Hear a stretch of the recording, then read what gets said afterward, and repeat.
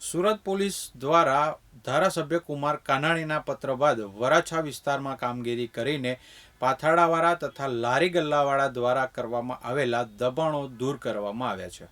ધારાસભ્ય કુમાર કાનાણી દ્વારા વરાછાથી Sarthana flyover bridge નીચે ચાલતા દારૂ અને જુગારના ગોરખધંધા સહિત અસામાજિક તત્વોના ન્યુસન્સ અંગે પાલિકા અને પોલીસ સમક્ષ ફરિયાદ કરવામાં આવી હતી.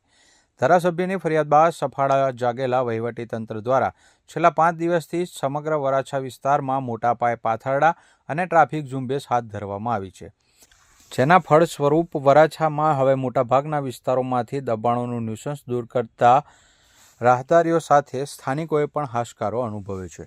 તો બીજી તરફ લારી દબાણવાળાઓ દ્વારા આજરોજ પોતાને થઈ રહેલી હેરાનગતિના આક્ષેપો સાથે ધારાસભ્ય કુમાર કાનાણીની ઓફિસે પહોંચ્યા હતા.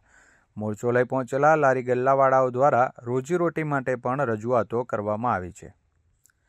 આજે પણ વરાછા ઝોન દ્વારા કીરડા ચોક વિસ્તારમાં દબાણ હટાવવાની કામગીરી હાથ ધરવામાં આવી છે. વરાછા ઝોન અને સ્થાનિક પોલીસ દ્વારા ઝોન વિસ્તારમાં છેલ્લા 5 દિવસથી મોટાભાગના વિસ્તારોમાં પાથરણા સહિત ઠેર ઠેર દબાણો દૂર કરવા માટેનું અભિયાન મોટા પાયે કરવામાં આવ્યું છે, જેના પગલે મોટી સંખ્યામાં લોકોની રોજગારી પર અસર પડી રહી છે, જેને લીધે આજરોજ વરાછા વિસ્તારમાં પાથરણા લગાવતા અને લારી ગલ્લાવાળા ધારાસભ્ય કુમાર કાનાણીની ઓફિસે પહોંચ્યા હતા અને પાલિકા કર્મીઓના વર્તન સામે આક્ષેપો કર્યા હતા. તેની સાથે જ ન્યાયની માંગ સાથે કામકાજ કરવા દેવામાં આવે તેવી પણ રજૂઆત કરવામાં આવી હતી.